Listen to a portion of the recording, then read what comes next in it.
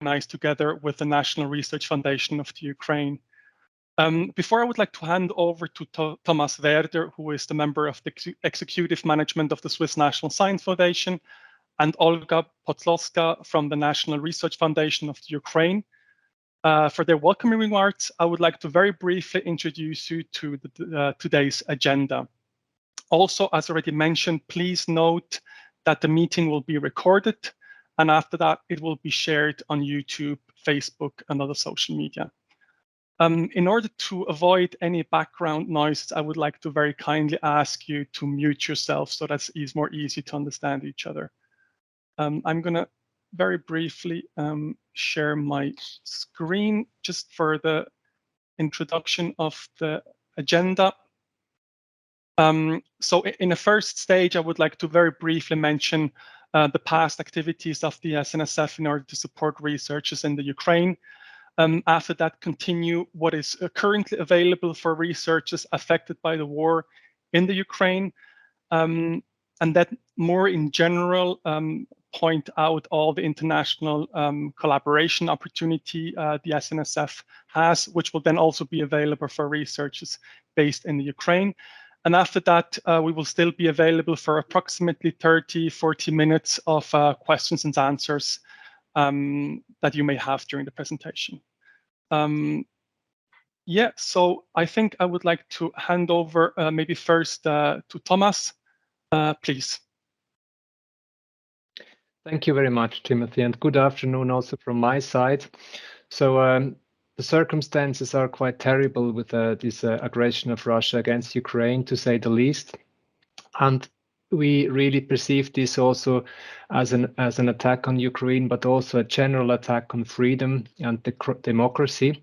And these are values that both of our countries and agencies share. Ukraine researchers already have various collaborations with researchers based in Switzerland. And I'm happy now that we, despite the terrible circumstances, that we can explore ways to strengthen these existing relations. And the SNSF has so far already been able to provide above 9 million Swiss francs since February into such efforts to strengthen these relations. And this money allows, as Timothy will explain in more detail, Ukrainian researchers to pursue their own academic work at institutions in Switzerland. And also thanks to the Scholars at Risk network and the institutions who are ready to support this and organize this. But these funds have already been allocated to researchers now. And today's webinar is about other possibilities, other opportunities that international researchers have to apply for funds. And this is, of course, also open to researchers based in Ukraine. And Timothy is going to explain these options to you in a minute. In addition to this, we have now between the SNSF and the NRFU exchanges to explore other possibilities for cooperation in the near future, and I'm looking forward to these discussions. And finally, I learned by this that in Ukraine there is a day of science next Saturday, where typically scientists celebrate their achievements and enter a dialogue, as I understood, with society. Congratulations to that. So keep spirits up. And with that, I would like to hand over to Olga, the Executive Director of NRFU, for a short welcome from her side. Thank you. Okay, so thank you so much. Thank you, representatives of the Swiss National Science Foundation and everybody who found time to join today's webinar. Well, we are really and deeply impressed by how ultimately united the world has become in its desire to support Ukrainian nation as a whole and Ukrainian researchers in particular. Well, actually, as soon as the war in Ukraine started this February, the Swiss National Science Foundation decided to support researchers from Ukraine in making a total of unbelievable 9 million Swiss francs available for this purpose from the regular budget of the foundation. We're so grateful for this, and it's really hard to describe how much every act of help like this, every word of encouragement and support means for all of us. You should understand that the Swiss National Science Foundation supports scientific research in all academic disciplines. That is why each of you, I mean the participants of the webinar, has a great chance today to learn about the international funding opportunities that the foundation offers. We are confident that today's webinar will be highly informative and helpful for Ukrainian researchers. So thanks for everyone for taking the time to join the webinar today, and please feel free to ask questions on the topic. They all will be answered. And thanks a lot to our speakers representing the SNSF for such important and timely work you are all doing for Ukrainian research community. So thank you.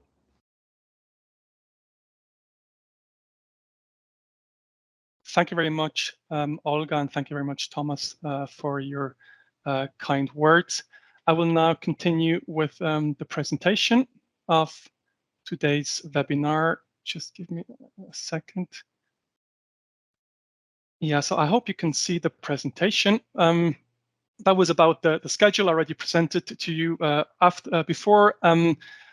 So this is something that was already mentioned by both sides, actually, so I'm not going to spend too much time on this slide, but just to give you also a little bit of numbers, what has been achieved in the past. So we managed through the network of Scholars at Risk to welcome over 60 researchers at Swiss research institutions that are now able to continue their research work here in Switzerland.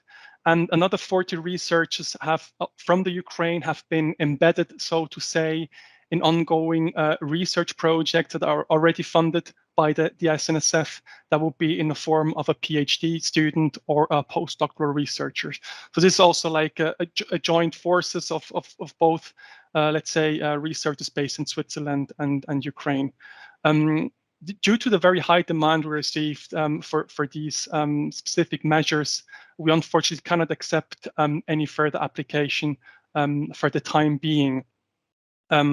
However, what is still up to date is basically what can still be requested by research projects that are already funded by the SNSF is an extension of 12 months. This is available for people who are affected by the war in Ukraine, who are delayed because of the war in Ukraine, or also for people who are, so to say, helping Ukraine or relatives and have to delay their work as well. So this is something that can be requested by the SNSF. For PhD students, we usually here at the SNSF fund them for a duration up to 4 years. However, also here, if any PhD candidate has delayed his or her thesis because of the situation in Ukraine, they can also ask the SNSF for a 12-month of extension in order just to provide a little bit more flexibility to the circumstances.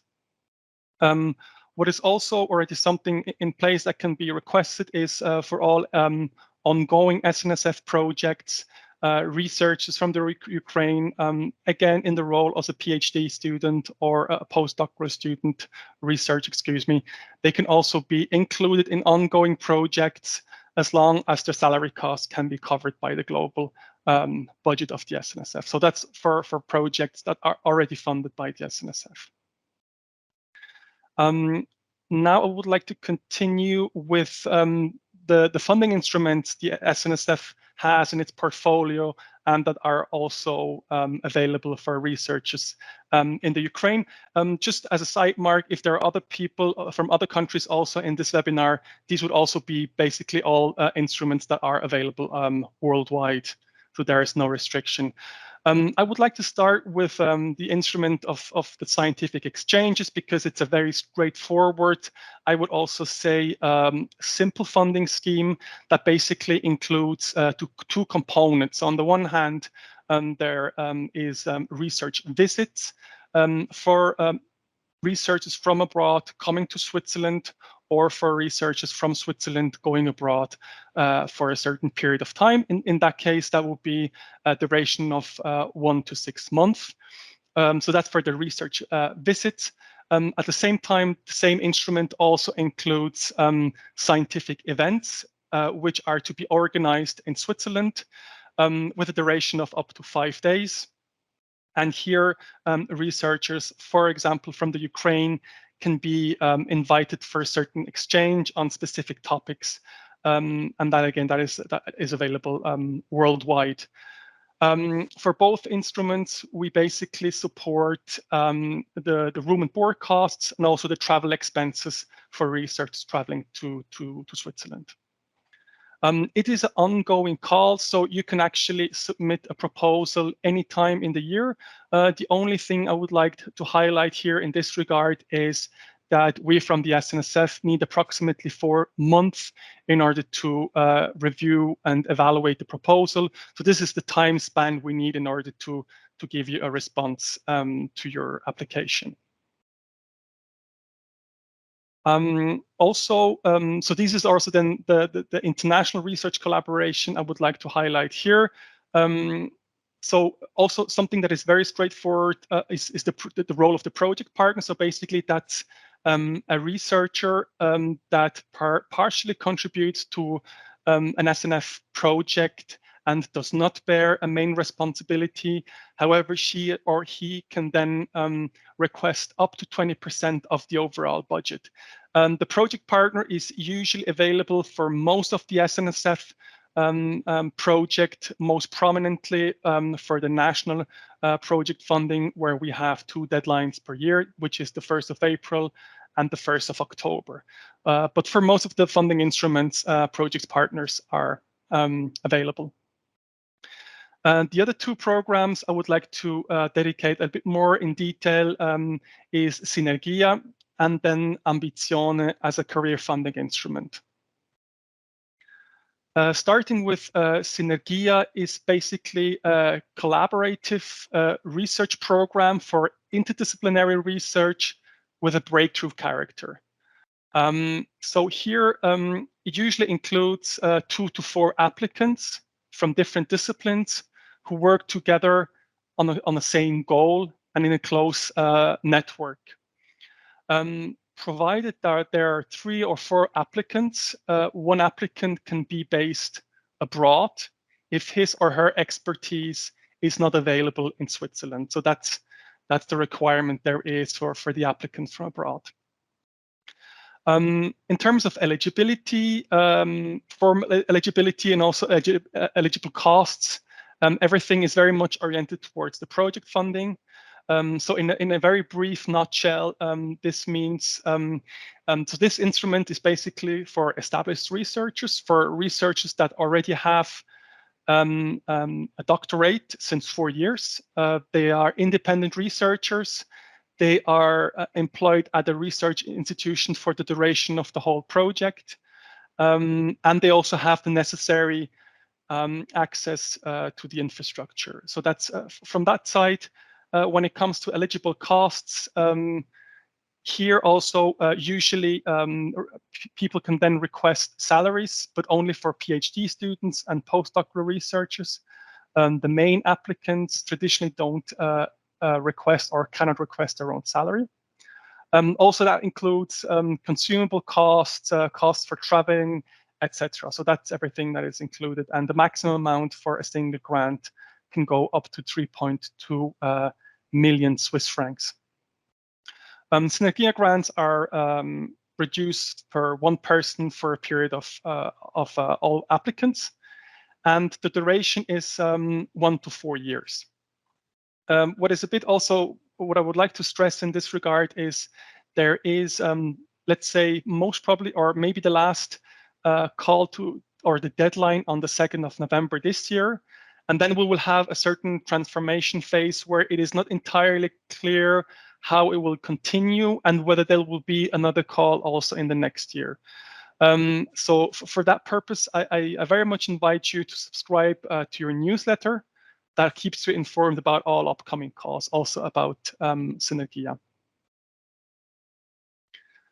The next instrument I would like to introduce you to is Ambitzone, which is, as already mentioned, a career funding instrument. It is for young researchers, basically, who strive to conduct and manage an independent research project at a Swiss research institution. So it's important to stress that it's not simply, so to say, a postdoctoral research project. So it's really for someone who would like to gain their independence at a Swiss research institution. The duration is also here. It's up to 4 years. It can also be shorter. So it's, so to say, it's between 2 and 4 years. And we from the SNSF fund approximately 80 grants per year.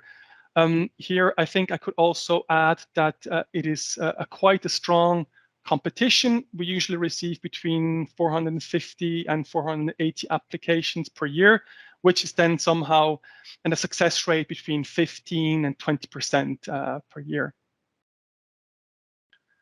What is also important to say is also here, the applicants must hold a doctoral degree already when submitting the proposal, and the proposal needs to be submitted within the first 4 years of research experience after doctorate. For researchers with a medical degree, it is a bit different. Here, the window is longer and is until 9 years. When it comes to eligible costs, so basically with an Ambitzone grant, we cover the applicant's salary, which is on the level of a postdoctoral researcher in Switzerland, including the social contribution costs, and project funds up to 400,000 Swiss francs for the duration of 4 years. Here we have a submission deadline of the 1st of November every year. Then I would like to say just a few words about the transitional measures we have implemented related to Horizon Europe. Maybe you know that Switzerland is currently not associated to Horizon Europe. This is the reason the SNSF took several transitory measures in order to compensate for the funding scheme available under Horizon Europe. And one instrument that also might be interesting for researchers from abroad is the Swiss Postdoctoral Fellowship. This is actually an instrument that has been set up in order to replace the Marie Curie Skłodowska grant. It is a typical mobility scheme for researchers, young researchers who would like to stay up to 24 months in Switzerland. Here also basically we cover the grantee salary on a postdoctoral level, also here including social contribution costs.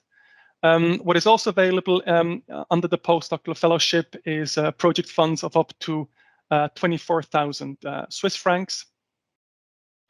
What I would like to stress here also is, so we already had one call with the SPF last year. Also, I must say that we were quite overwhelmed with a very large number of proposals, which means that the success rate will be rather moderate. So when it comes to the next call for the SPF, we don't know exactly when the call will be launched, and also there might be some changes in terms of eligibility criteria of the applicants. That's why I'm not going to outline that here, because there will still be some changes. Also here, I would like to very warmly invite you to subscribe for our newsletter, where you would give all the necessary information once the call has been confirmed and the deadlines are fixed. This brings me pretty much to the last 2 slides before we can open up for discussion. If you would like to stay in touch with the SNSF, I welcome you to check out our website.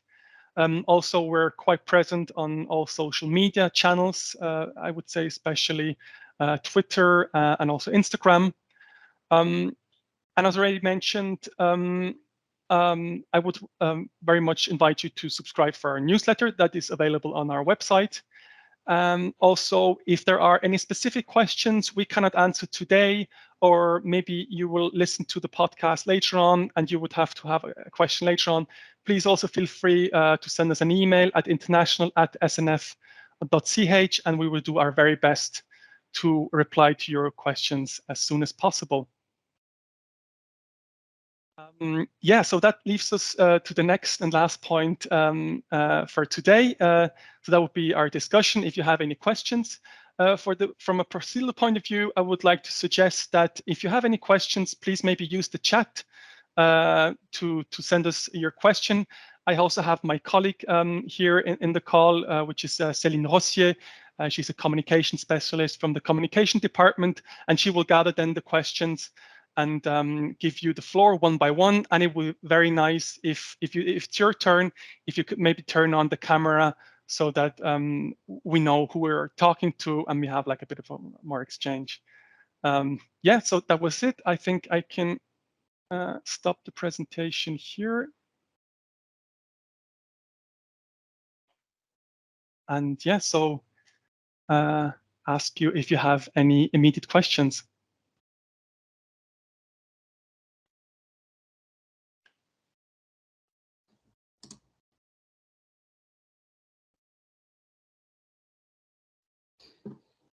Yes, there is Anna. Yes, Kukaro. thank you. Sorry. Yeah, welcome. Thank you so much. Yes, I'm Anna Kukruk from Kyiv Polytechnic Institute. Thank you so much for your brief report.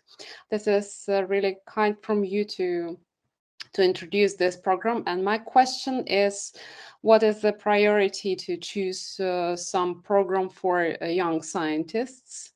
So maybe there are some advantages or disadvantages for a particular program, in your opinion? And the second question is, what is the best area for example, Kyiv Polytechnic Institute is a multidisciplinary institution to take part in this program. Thank you. Mm-hmm. So thank you very much for your question. I'm not entirely sure to which program you refer to, but maybe as a very general remark, I can start by saying that for most of the programs, we don't favor any type of discipline. We'd rather have like very clear evaluation criteria that are being taken into consideration than when evaluating a proposal. So for example, for the Swiss Postdoctoral Fellowship, there are three criteria we implement, which is excellent, impact, quality, and efficiency of the implementation. And in most of the cases, which is not entirely true for all instruments, but we mostly have a two-stage procedure where there is a peer review first. So external experts will then evaluate the proposal based on these criteria. And then in the second stage, there will be interviews or a panel meeting. And then also based on the external reviews and in comparison with all the proposals submitted, these criteria will then be assessed. So that's that point.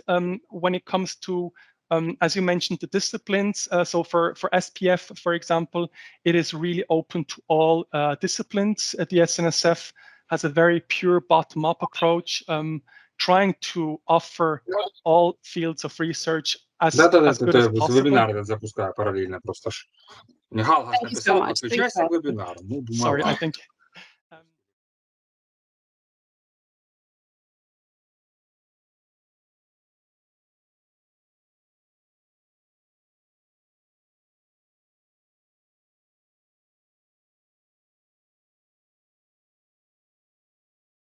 And yeah, just a last comment also regarding disciplines. It's also like when it comes to synergia, there is just the requirement that you combine different disciplines, but also here again, there is no preferences on specific areas. I hope that answered your question. Yes, yes. Thank you so much. Mm-hmm. We have another question in the chat. I'm sorry, I cannot read the name because it's in Cyrillic letters. But the question is, are there any possibilities of virtual visiting? I mean, like for now, we don't have that.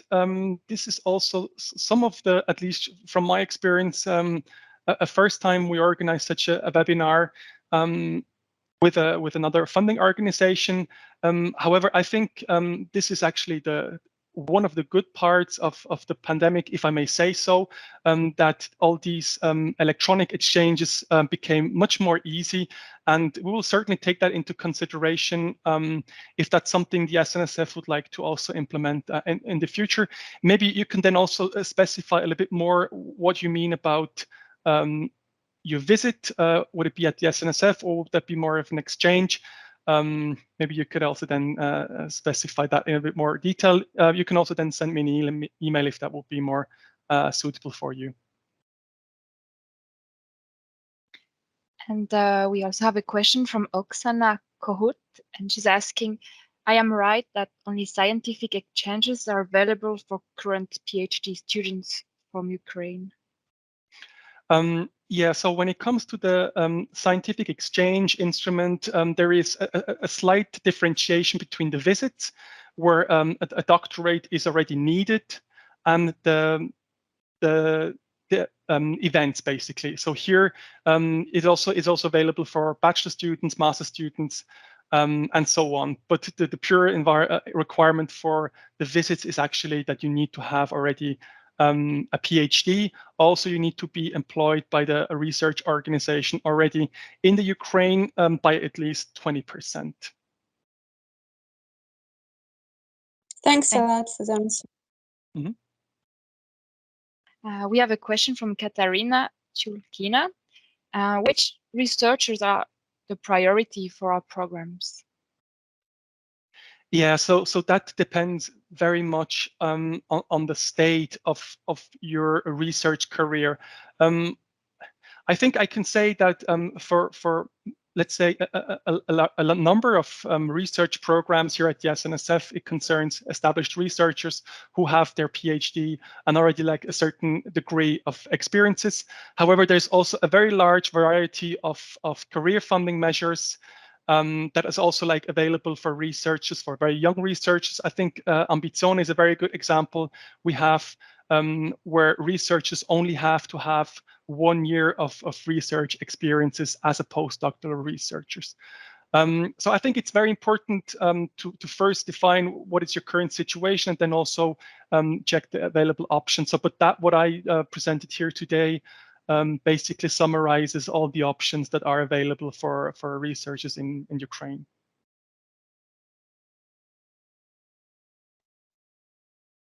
Thank you. We have Anna Ostrowerk, who is asking if there are any possibilities to apply for the grant with high-tech device purchasing to get this infrastructure in Ukraine after the end of the grant. Mm-hmm. Yeah, so here I would like to say that in general, it is assumed that the applicants that apply for a project already have the necessary infrastructure in order to conduct a research project. So for example, from our side, infrastructure is in the normal case not eligible as a cost. I assume that you refer more to the Synergia grant. Here I have to check with my colleagues if that would be something that would be available. So maybe you could also then extend your questions to the email address I presented earlier on one of the slides, and we can clarify that.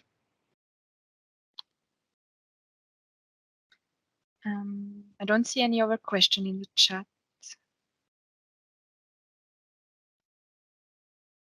And I just saw that a lot of people also asked to share the presentation. So certainly this is something we will very gladly share with you. I might coordinate ourselves with Olga from the Science Foundation of Ukraine in order to distribute it among the participants.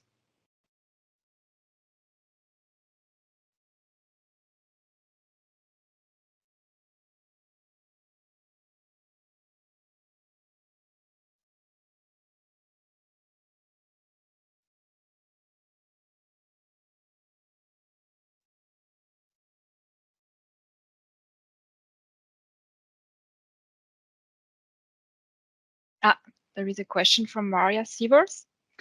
If Ukrainians who already received grants from the Maria Sklodowska Foundation in Switzerland as PhD students are eligible to apply for postdoc scholarships from the same foundation?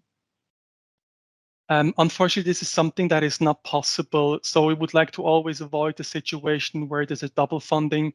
And in case you have already successfully applied for a Maria Skłodowska-Curie action, you're unfortunately not able to apply for another SPF grant at the SNSF.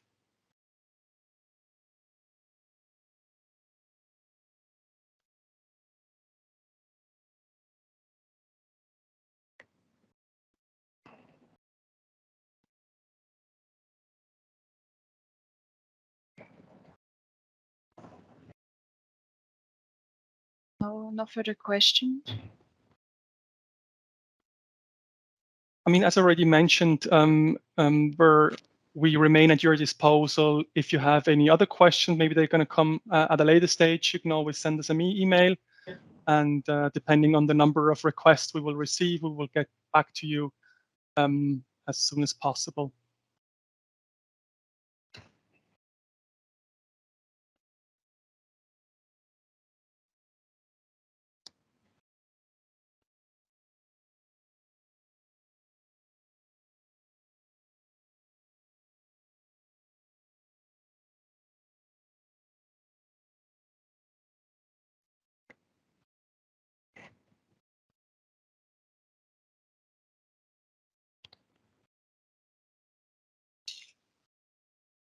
No new question. Olga, what do you think? Should we stay a bit longer in the call, or what is your opinion? Well, Timothy, I hope that just the questions which were supposed to be asked have already been asked. So most probably, well, the thing is that the video will be available, which is very good. And regarding the presentation and, for example, the email address that someone might have failed to just write down at the moment. So this information will be available on the video, and that would make the process of contacting the SNSF for further information, for some specific information, easier. Actually, well, I think that's the way you were presenting the information was ultimately logical and clear. That is why we don't have so many questions. Mm-hmm.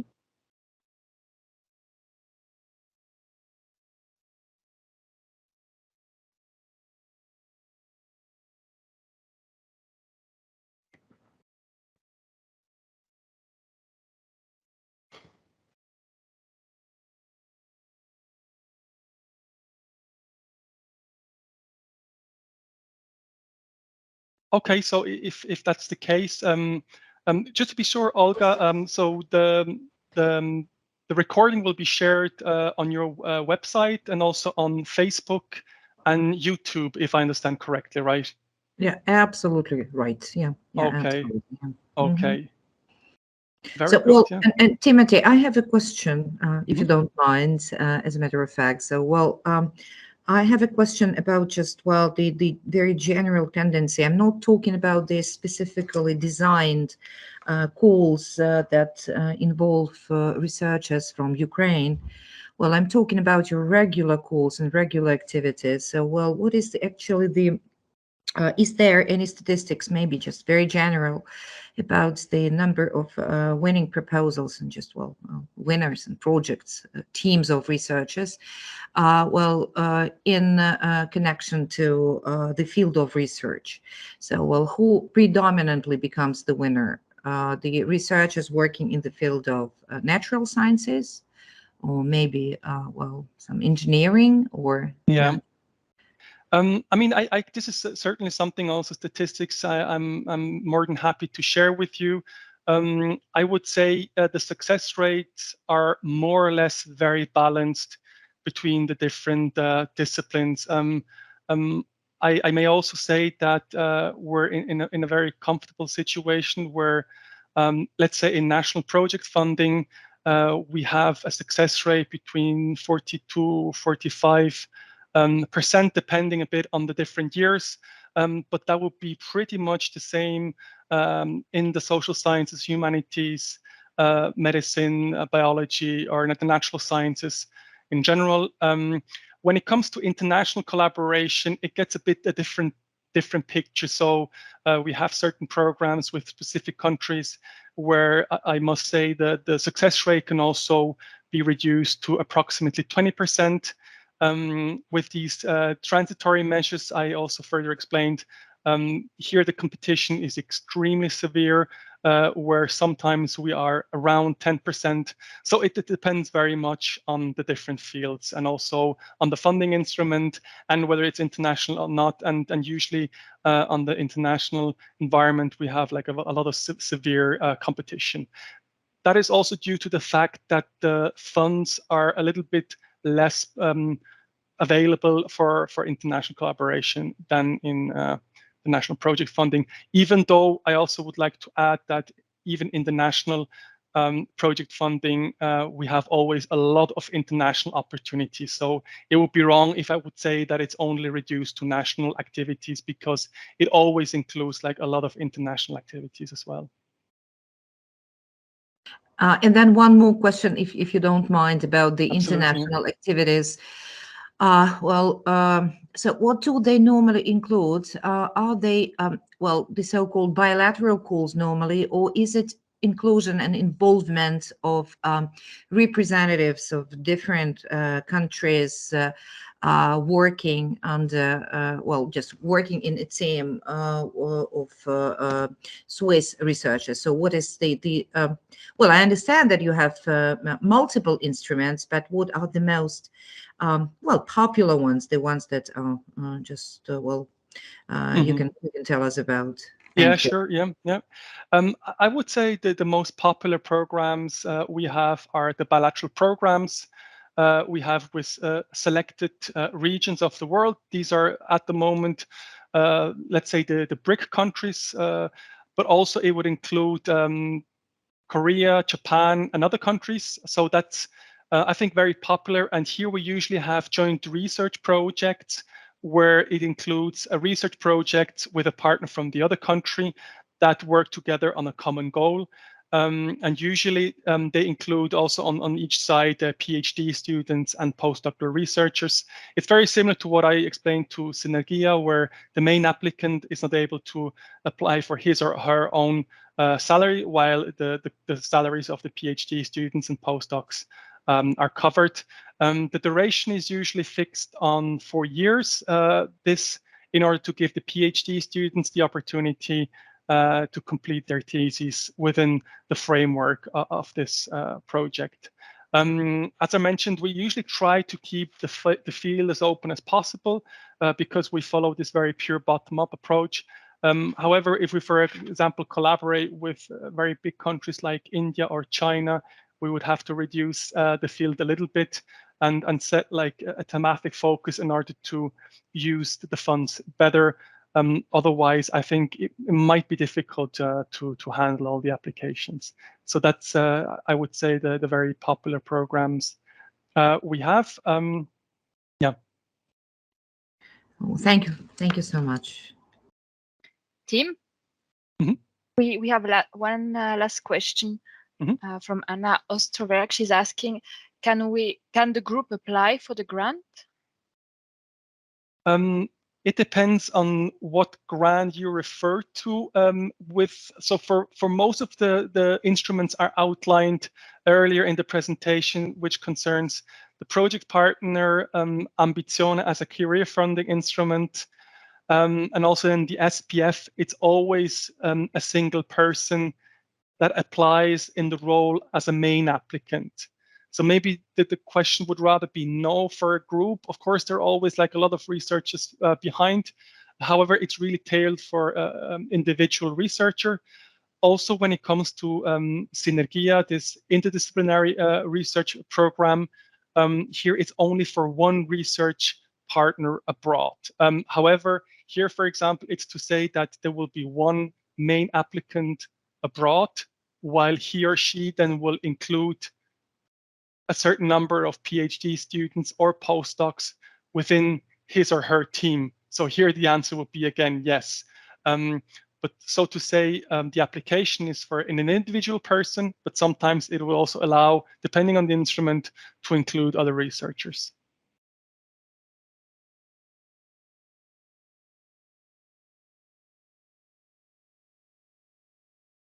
Thank you. Yeah, no other questions so far.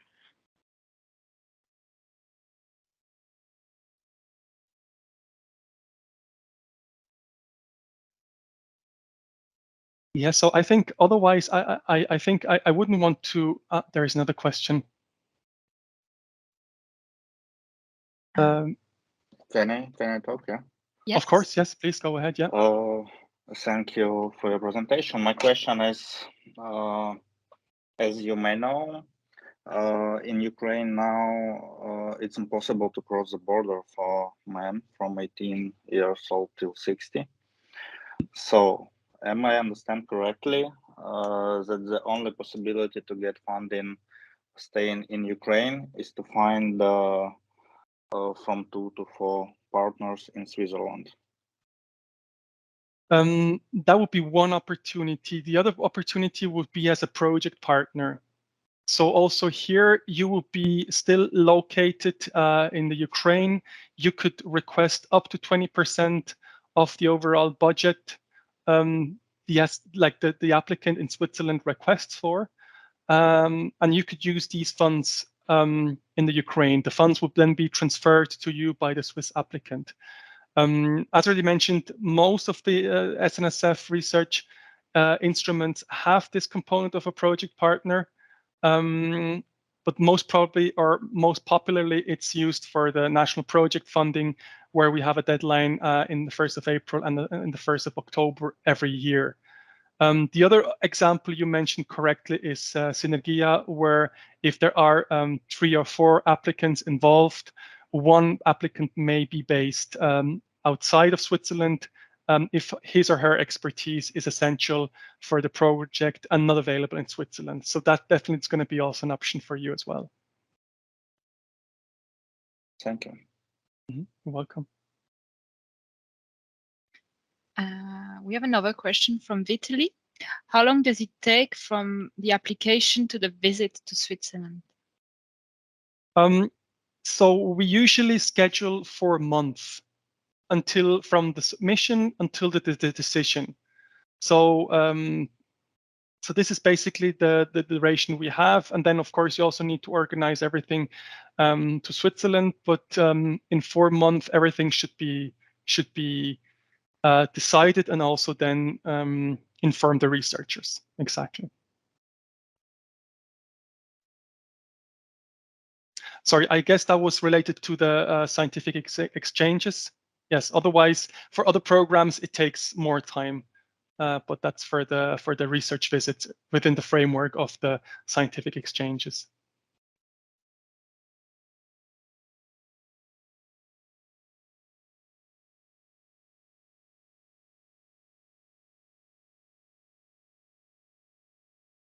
I guess that was the last question.